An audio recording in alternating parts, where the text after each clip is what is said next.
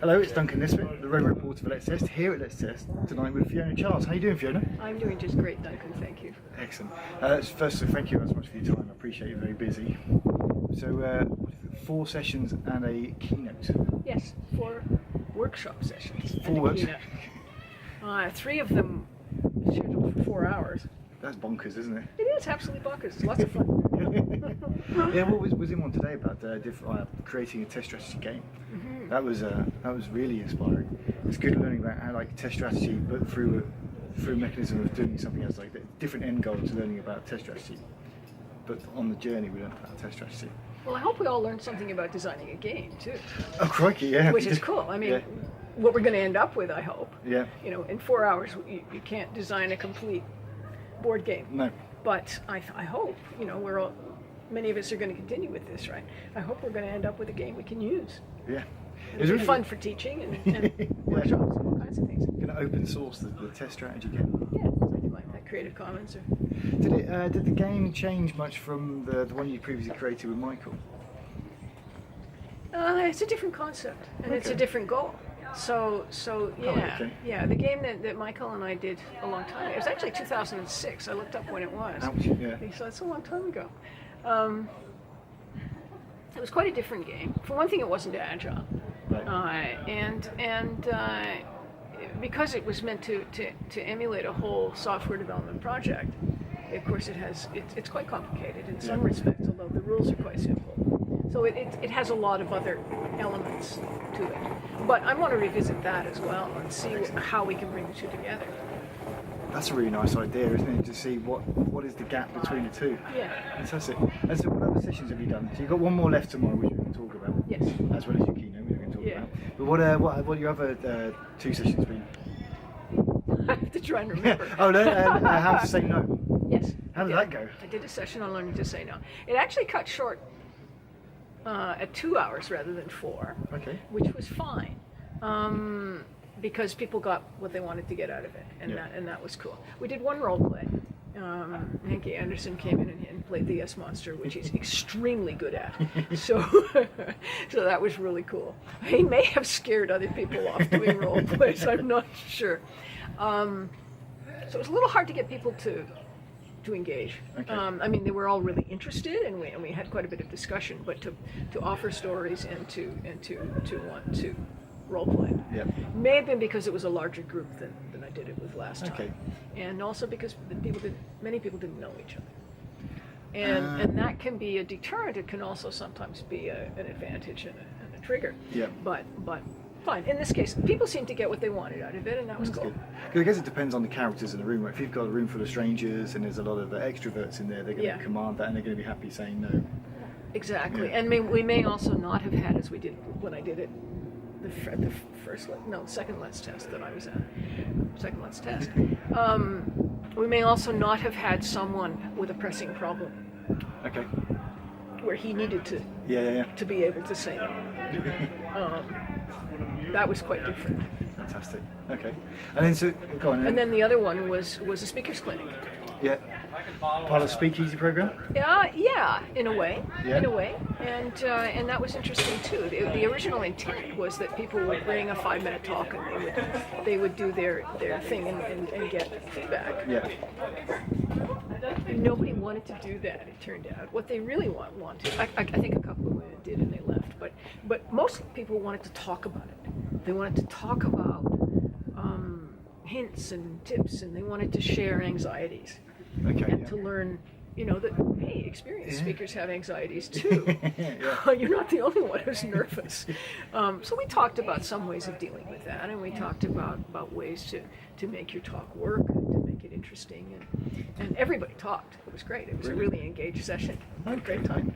So the original objective wasn't complete, but you still got value out of it. Yeah, I mean, I think that's one of the most important things to do in a workshop, is to go with the energy with the people in the room, right? Rather than persevering, this is my point. That's right. This is how we're going to do this workshop. By God, we'll do it my way. I don't think so. No, it doesn't work. That's not what I'm there for. Fantastic. And then, so tomorrow then, is it another 4 hours tomorrow, or is it 2 hours? Yeah, it is.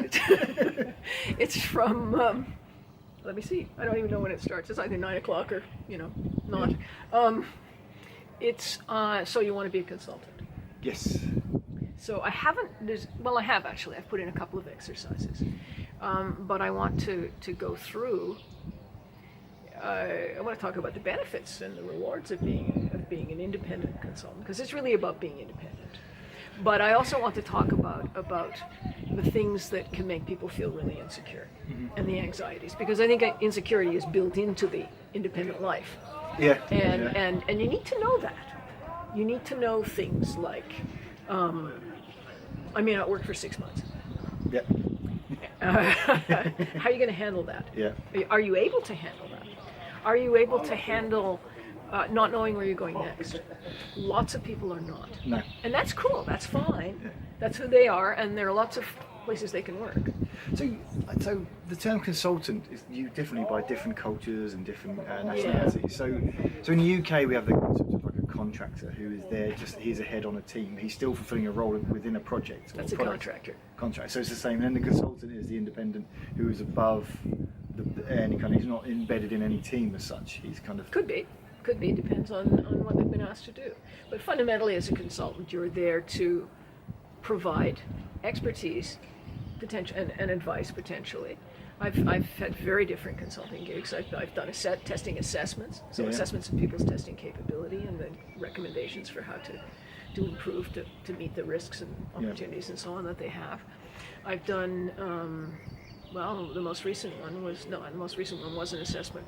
But before that, at the same client, I worked with a team, coaching them on how to implement sort of principles of rapid software testing, but also how to implement exploratory testing on a big project. So, some session. It's your forte, I believe, isn't it?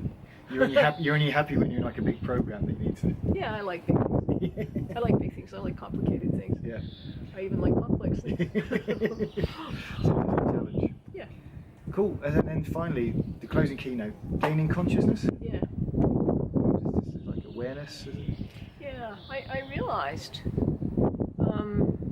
probably most of what I've been teaching the last few years has been about getting concrete and being explicit about what you do, making conscious decisions, not proceeding on unconscious assumptions, if you like. Yeah. So, and it applies in all sorts of ways. I mean, it applies in planning, it applies in the heuristics you use. What are the heuristics you use? And you very consciously apply some heuristic that you got off the internet, and that's cool.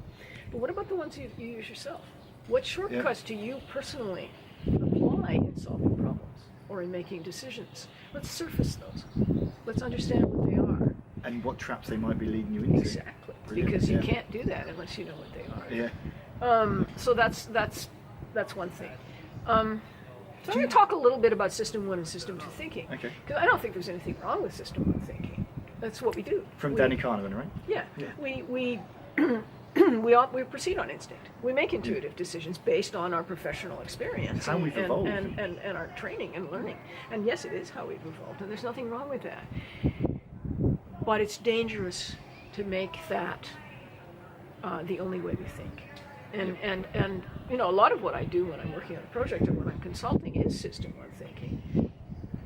But then and I say we because I need to do it too, believe me, and I need to remind myself to do it. We need then to say, okay, what happened there? How did I reach that conclusion? Yeah. And is it a sensible conclusion?